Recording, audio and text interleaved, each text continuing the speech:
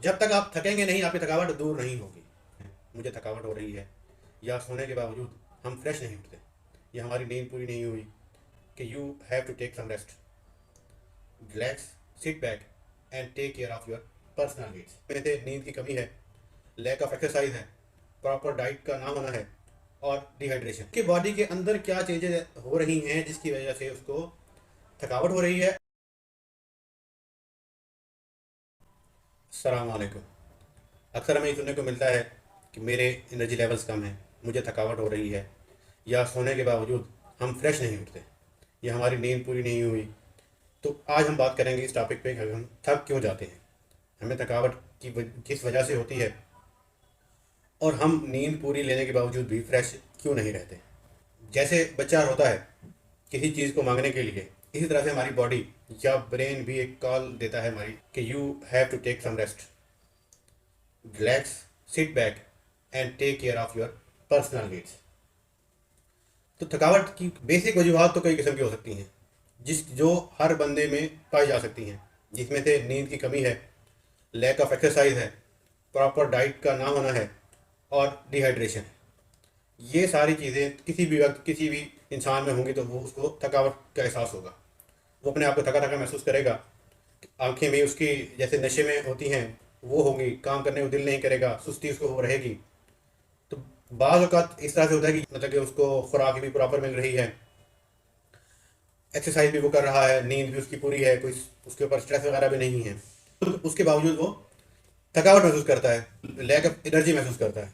आज की वीडियो में हम इस टॉपिक पे तफसील से बात करेंगे कि हमें थकावट क्यों होती है, उसके क्या क्या उसकी वजूहत हैं और उनको दूर किस तरह से किया जाता है। अगर आप मेरे चैनल पर नए हैं तो इस चैनल को सब्सक्राइब कर लें और बेल आइकन ज़रूर प्रेस करें कि आइंदा आने वाली इस तरह की हेल्थ रिलेटेड वीडियोस का नोटिफिकेशन आपको सबसे पहले मिल जाया करे। विदाउट एनी फर्दर डिले हम स्टार्ट करते हैं अपनी वीडियो कि थकावट की बेसिक रीजंस क्या होती हैं। थकावट की बेसिक रीजंस दो किस्म की हो सकती हैं, फ्राम इनसाइड और फ्राम आउटसाइड। मतलब कुछ इंटरनल हमारी बॉडी के अंदर ऐसी चेंजेस होती हैं जिससे थकावट पैदा होती है, कुछ आउटसाइड या हमारी आउट ऑफ द बॉडी कुछ एक्सटर्नल फैक्टर्स होते हैं जो हमें थकावट का एहसास दिलाते हैं। तो एक्सटर्नल फैक्टर फिर दो किस्म के होते हैं, फिजिकल और मेंटल। फिजिकल फैक्टर्स के बारे में बात करें तो जब बंदा एक अपनी कैपेसिटी से ज़्यादा काम करता है तो उसको थकावट का एहसास होता है। जैसे हमारी घरेलू खवातीन हैं कि उन्होंने घर के काम काज भी करने हैं, बर्तन भी धोने हैं, खाना वगैरह भी बनाना है, बच्चों को भी संभालना है, कोई मेहमान आ जाता है तो उसको भी देखना है, तो उनको एक वक्त में बहुत सारे काम करने पड़ते हैं। उनको इस तरह की फीलिंग ज़्यादा होती है कि उनकी कैपेसिटी इस तरह से नहीं होती। इसी तरह से हमारे मर्द हजरात हैं कि उनको बाहर काम एक वक्त में ज़्यादा करने पड़ते हैं, बाहर आना जाना, ऑफिस के काम है, घर के काम है, तो वो भी अपनी कैपेसिटी से ज़्यादा काम कर रहे होते हैं, जिसकी वजह से उनको भी थकावट का एहसास होता है। अगर जिन लोगों में इस तरह की कैपेसिटी है तो वो बहुत अच्छी बात है, अगर नहीं है तो उनको चाहिए कि इस कैपेसिटी को बिल्ड करें। कि इंसान के अलावा जितने भी स्पीशीज़ इस दुनिया में हैं, अल्लाह ताला की मखलूक़ात जितनी भी इस दुनिया में हैं, उन सब में ये है कि वो जब काम करते हैं तो थक जाते हैं। जैसे शेर है, शिकार करेगा तो थक जाएगा, जबकि अल्लाह ताला ने इंसान में ये खासियत रखी है कि अगर वो अपनी कैपेसिटी बढ़ाना चाहे तो उसको बढ़ा सकता है, जितना अपने जिस्म को ढालना चाहे वो ढाल सकता है। तो जिन लोगों में ये कैपेसिटी नहीं है उनको चाहिए कि वो अपनी कैपेसिटी बढ़ा लें। जैसे हमारे आर्मी मैन होते हैं या खिलाड़ी होते हैं, वो कई कई किलोमीटर भागते हैं, पूरा पूरा दिन ट्रेनिंग करते हैं, उनको थकावट नहीं होती। ये कोई एक दिन में नहीं हुआ होता कि उन इसके पीछे उनकी पूरी ज़िंदगी की या कुछ अरसे सालों की ट्रेनिंग इसमें शामिल होती है, जिससे उनकी कैपेसिटी बिल्ड हुई होती है। तो वो जितना भी वो काम करते हैं तो उसमें उनको थकावट नहीं होती। कि जब जिस्म को आप इस तरह से ढालेंगे कि उसको काम काज का आदी बनाएंगे तो वो ऐसा ऐसा उस चीज़ को अडाप्ट कर लेगा। अगर ऐसा नहीं करेंगे, अपनी कैपेसिटी से ज़्यादा काम करते रहेंगे, जैसे इंसान भी एक मशीन है कि एक लिमिट तक वो काम करता है, अगर आप उस लिमिट से ज़्यादा उसे काम लेना शुरू कर देंगे तो ये थकावट आपके जिस्म में रच बस जाएगी। आप थोड़ा सा भी काम करेंगे तो आपको थकावट हो जाएगी, मतलब कुछ सीढ़ियाँ चढ़ लेंगे या कुछ छोटा मोटा काम कर लेंगे तो आपको थकावट हो जाएगी। अब हमारे यहाँ क्या होता है, हमने पानी भी पीना है तो कोई और हमें पानी पिलाएगा, बाज़ार से सौदा सलफ लेके आना है तो भी कोई और लेकर आएगा। हम घर से निकलते हैं, गाड़ी में बैठते हैं, गाड़ी से निकल के फिर घर में आ जाते हैं। हमें ना पैदल चलने की आदत होती है और ना ही कोई काम खुद से करने की आदत होती है। ये छोटे छोटे काम अगर हम खुद करने के आदी हो जाएं, पैदल चलने की रूटीन अपनाएं, तो ये फिजिकल जो फैक्टर है इसको हम दूर कर सकते हैं, अपनी कैपेसिटी को ऐसा ऐसा बढ़ा सकते हैं। जो दूसरा जो फैक्टर है, एक्सटर्नल फैक्टर, वो है मेंटल स्ट्रेस। यानी आपका जिस्म और दिमाग जब आपस में मिलकर काम नहीं करेंगे, उनके दरमियान में मोमेंटम पैदा नहीं होगा, तो उनके दरमियान में क्लैश पैदा होगा। क्लैश से ये होगा, आपके जिस्म में हार्मोनल इम्बैलेंस पैदा होगा, जिससे आपका स्ट्रेस बढ़ेगा। स्ट्रेस बढ़ेगा तो आपको थकावट का एहसास होगा। इसकी मिसाल इस तरह से लें कि एक काम आप कर रहे हैं, आपको उसमें खुशी नहीं है, या आप काम कुछ और करना चाह रहे हैं और आप कुछ और काम करने पर मजबूर हैं, आपकी सोच भी उस लेवल पे नहीं है जिस लेवल का वो काम है, तो वो आप में अंडरस्टैंडिंग पैदा नहीं होगी, तो वो काम आप नहीं कर सकेंगे, दिल से नहीं करेंगे, तो आपको थकावट का एहसास हो जाएगा, आप जल्दी उससे थक जाएंगे। अगर वही सेम काम आप मुकम्मल यकसोई से करें और खुशी से करेंगे, तो आपको उसमें थकावट नहीं होगी। तो इसको इस तरह से समझें कि बाद लोगों को गैदरिंग में जाने का बड़ा शौक होता है, पार्टीज में जाने का, शादी ब्याह में जाने का बड़ा शौक होता है, तो वो सारा सारा दिन कई कई घंटों पार्टीज में बैठे रहते हैं, उनको थकावट का एहसास नहीं होता, उनको वक्त गुजरने का एहसास नहीं होता। इसके बरक्स कुछ लोग होते हैं जो गैदरिंग्स में नहीं जाना चाहते, किसी से मिलना मिलाना नहीं चाहते, या सोशल ज़्यादा वो नहीं होते। उनको जब इस जगह पे, ऐसी जगह पे कहीं बैठना पड़ जाए, तो वो मेंटली तौर पर सेटिस्फाई नहीं होते और उनको थकावट का एहसास होता है, वो जल्दी उकता जाते हैं। यानी कि आपको किसी ऐसे बंदे के साथ बैठना पड़ गया जिसके साथ आपकी मेंटल अंडरस्टैंडिंग नहीं है, या जिसके साथ आप बैठ के ईजी फील नहीं कर रहे, तो वो आपको थका देगा, आप उससे बातचीत नहीं कर सकेंगे। इसका मतलब ये नहीं है कि जिसके साथ आपकी अंडरस्टैंडिंग नहीं है, जिसके साथ आप बैठ नहीं सकते, आप उसके साथ रूड हो जाएं। लेकिन आपको इन चीज़ों को समझना चाहिए, अपनी लिमिट्स को समझना चाहिए कि मेरी बॉडी इन चीज़ों को सही तरीके से कर सकती है, इन चीज़ों को नहीं कर सकती, तो आपने उसमें डिफ्रेंशिएट करके अपने आप को उस माहौल के हिसाब से, उस इन्वायरमेंट के हिसाब से एडजस्ट करना है। तो इस तरह से आप अपने स्ट्रेस को कम कर सकते हैं और इससे होने वाली थकावट को दूर कर सकते हैं। अब स्ट्रेस कई किस्म का हो सकता है, इमोशनल भी हो सकता है, फाइनेंशियल भी हो सकता है, फैमिली में भी हो सकता है, किसी रिलेशनशिप में भी हो सकता है, या आपकी जो वर्क स्पेस है जहाँ पे आप लोग काम करते हैं, वहाँ पे अगर आप ओवरबर्डन है, तो उस वजह से भी आपको थकावट का एहसास हो सकता है। तो आपने उन सारी चीज़ों को देख के अपने आप को उस हिसाब से एडजस्ट करना है कि जिन चीज़ों से आप अपने स्ट्रेस लेवल को कम कर सकें और अपनी थकावट को ट्रीट कर सकें। अब बात करते हैं इंटरनल फैक्टर्स का। एक बंदा खाना भी अच्छा खा रहा है, एक्सरसाइज भी प्रॉपर कर रहा है, नींद की पूरी है, हाइड्रेशन लेवल भी मेंटेन है, उसके बावजूद वो थका थका सा रहता है, तो उसके बॉडी के अंदर क्या चेंजेस हो रही हैं जिसकी वजह से उसको थकावट हो रही है, और उन चीज़ों को एड्रेस करने की ज़रूरत है। तो बाद लोग बज़ाहिर वो बिल्कुल ठीक होते हैं, उनकी एक्टिविटीज़ भी ठीक होती हैं, उनकी नींद भी पूरी होती है, उसके बावजूद थकावट महसूस करते हैं, तो उनको अपना HB लेवल या खून का लेवल चेक करवाना चाहिए। कि जब आपके जिस्म में खून की कमी होगी, रेड ब्लड सेल्स की कमी होगी, तो आपकी बॉडी में हीमोग्लोबिन की कमी होगी। हीमोग्लोबिन क्या करता है? ऑक्सीजन को बॉडी में कैरी करता है। जब हीमोग्लोबिन या रेड ब्लड सेल की कमी होगी, तो आपकी बॉडी को ऑक्सीजन प्रॉपर नहीं मिलेगी, जिससे आपको शॉर्टनेस ऑफ ब्रीथ होगा, सांस चढ़ेगा और थकावट का एहसास होगा।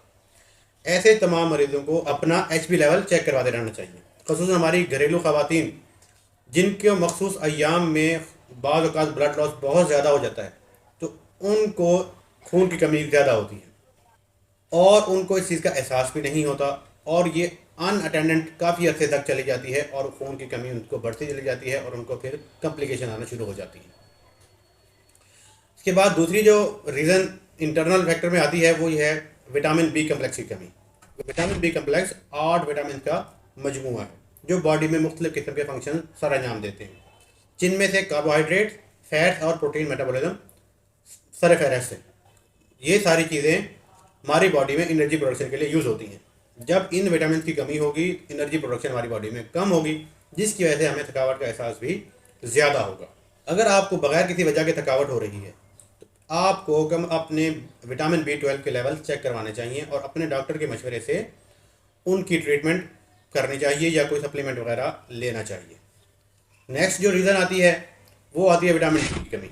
विटामिन डी हमारे जिस्म में ऑलमोस्ट 25,000 फंक्शन में काम करता है, उनमें भी एनर्जी प्रोडक्शन के टास्क शामिल हैं। सेम उसी तरह से जब हमारी बॉडी में एनर्जी प्रोडक्शन नहीं होगी, तो हमारी बॉडी में एनर्जी लेवल्स कम हो जाएंगे और हमें थकावट का एहसास होगा। हालांकि हमें अल्लाह ताला की नेमतें अच्छे तरीके से मिल रही होती हैं कि हमें धूप भी प्रॉपर मिल रही है, दूध भी हमें खालिस मिल जाता है।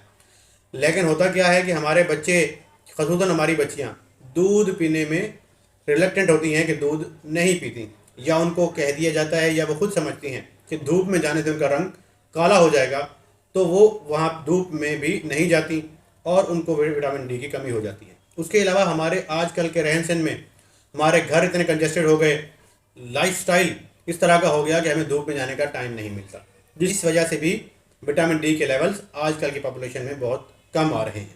इनको भी एड्रेस करने की ज़रूरत है और इनके लिए भी कुछ सप्लीमेंट वगैरह लिए जा सकते हैं। इसके अलावा अगर आपको थकावट के साथ क्रैम्प्स भी आ रहे हैं तो फिर आपको मैग्नीशियम और कैल्शियम की कमी भी हो सकती है।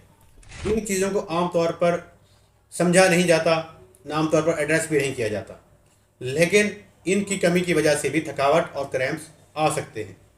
इनका हल आसान सा है कि ये दोनों चीज़ें सेम फूड सोर्सेज में पाई जाती हैं, एक ही तरह के खानों में, एक ही तरह की सब्जियों में या फलों में ये पाई जाती हैं।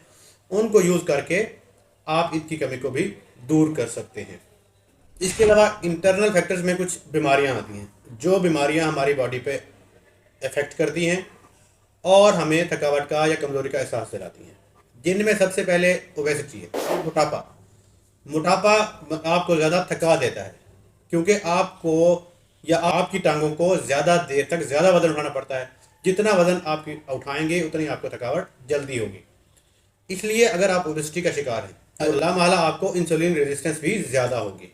तो उस सूरत में आपको अपने शुगर लेवल्स और HbA1c लेवल्स रेगुलरली चेक करवाते रहना चाहिए। दूसरी जो रीज़न आती है बीमारियों में वो है डायबिटीज़, कि डायबिटीज़ भी आपकी बॉडी में आपको कमज़ोरी की तरफ ले जाती है, आपको थकावट होना शुरू हो जाती है, आपकी बॉडी में लेथार्जी होना शुरू हो जाती है, आपकी बॉडी में मुख्तलिफ़ किस्म के विटामिन और मिनरल की कमी होना शुरू हो जाती है, चीज़ की वजह से आप ओवरऑल आपको थकावट का एहसास होता है।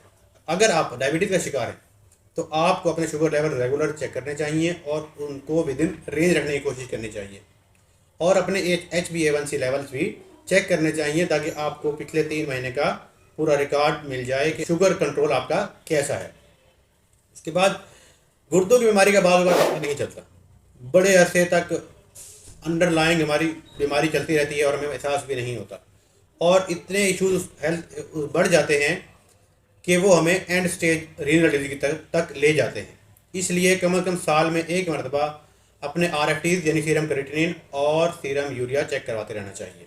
नेक्स्ट जो बीमारी थकावट का बायस बनती है वो है हाइपोथायराइडिज्म। में एक ग्लैंड है, थायराइड ग्लैंड, तो आपकी बॉडी में हार्मोन रिलीज करता है जो आपके ओवरऑल बॉडी फंक्शन में हेल्प आउट करता है।